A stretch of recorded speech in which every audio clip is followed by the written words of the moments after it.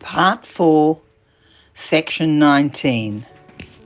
Lua and the Master meet again.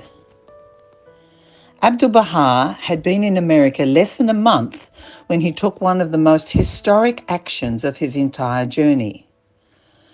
The site of the Baha'i House of Worship in Wilmette, Illinois, the holiest house of worship ever to be raised in the name of Baha'u'llah, was barren land on that chill, windy May day when Abdu'l-Baha, with his own hands, laid the cornerstone of that prototype edifice that would sooner or later change the face of human society.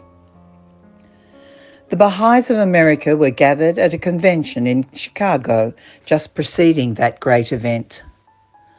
Lua was addressing an assembled crowd of over 1,000. She had just returned from a triumphant teaching tour in California. Lua's visit to California had been successful beyond all expectation, yet Lua was never fully aware of the influence she had on others. Her heart was always anchored in her love for Abdu'l-Baha. Results she left to God and to the future. Her presence in San Francisco in 1911, just preceding Abdu'l-Baha's visit to America, had been of great importance to another Baha'i, John Henry Hyde Dunn. He has often told how he sought out Lua on every occasion for a private interview. She gave him generously of her time. No doubt one of Lua's inner promptings told her that this was one of Abdu'l-Baha's lost jewels. Hyde Dunn, with his wife Clara, would in a few years sail away to the Antipodes and open up the entire continent of Australia to the Baha'i faith.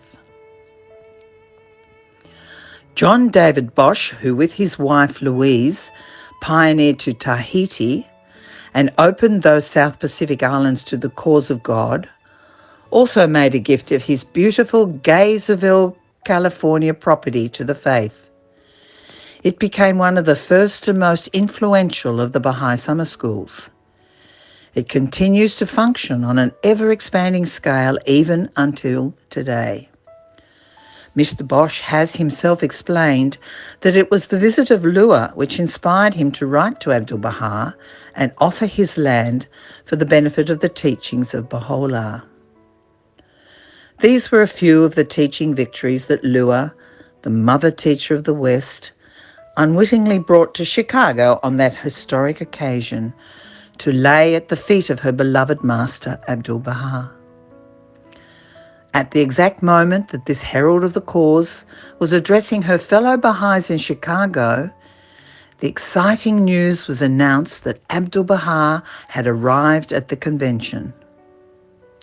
Imagine, if you are a Christian, the happiness that would have flooded every heart in Rome if, not long after the beginning of Christianity, the Apostle Peter or Paul had appeared in person at a huge gathering of the followers of His Holiness Christ. Then magnify that feeling 1,000-fold, for Baha'u'llah, the return of Christ, founder of the Baha'i faith, had with his own pen in a written will and testament appointed Abdu'l-Baha as his successor, the one to whom the entire world should turn. There were no doubts. It was a covenant for all time. Abdu'l-Baha, the son of the promised one of all religions, was walking in their midst, on the face of the earth here in Chicago. The moment his blessed countenance appeared in the doorway, a thrill of expectancy electrified the convention hall. At once, the vast concourse, as one person, arose, in breathless silence as the one whom they had so long awaited appeared. How many times Lua described that unforgettable moment to her friends. All eyes were on her beloved master as he slowly made his way towards the front. Tears of joy flowed. His smiling, radiant countenance lifted their hearts into another kingdom.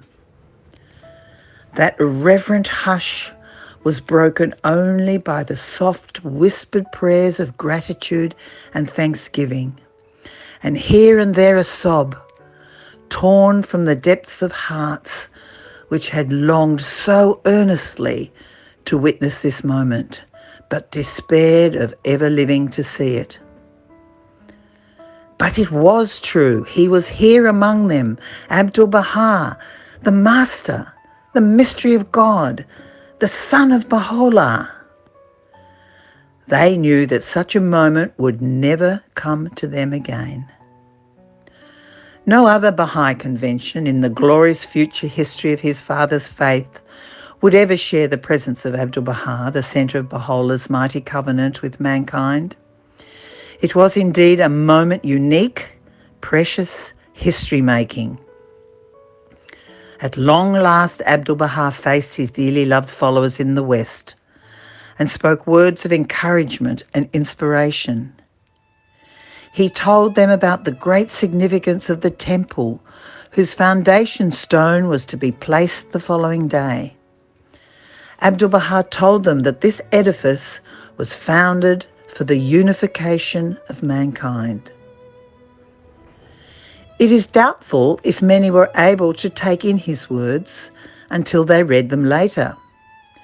Their hearts were too full of the majesty and magic of his presence among them. Words did not matter. It was the heart and soul that understood the joy and wonder of it all. The spirit of that hour was captured by the chorus as it sang in joyous harmony of the great day of God.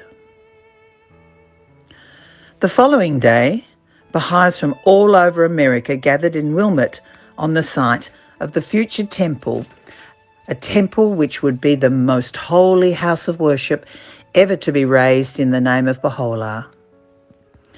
Lua was there on that occasion and heard her beloved master say, "The power which has gathered you here today, notwithstanding the cold and windy weather, is indeed mighty and wonderful.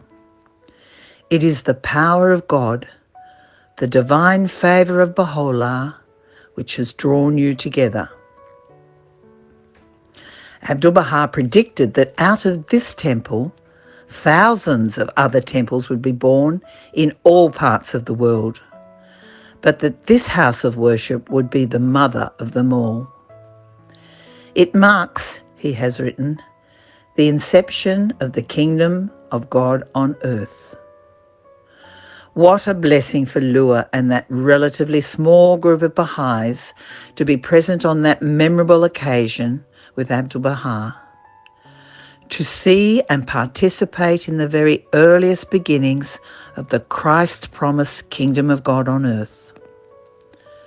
Abdu'l-Baha called upon the people of the various races and nationalities who were there to participate and turn a bit of soil on behalf of their own people. Finally, at the end, Abdu'l-Baha set the stone in place on behalf of all the peoples of the world, and the Mother Temple was born. To the Baha'is assembled on that occasion, relatively few in number, with very limited resources, Abdu'l-Baha said, "Make a beginning and all will come well." Their task was to raise up a Mother Temple and to conquer the world with the sword of Baha'u'llah's teaching. In the unseen world, he said, the temple is already built.